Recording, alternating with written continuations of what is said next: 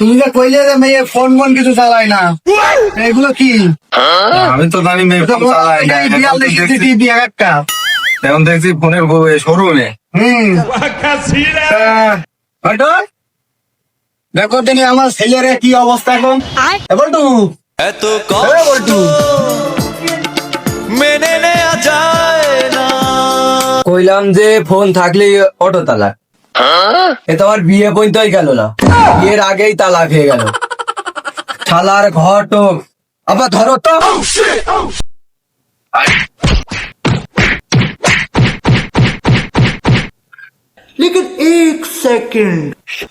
শালা ছেলের বিয়ে হোক আর না হোক, আমার ব্যবস্থাটা তো আমি করি।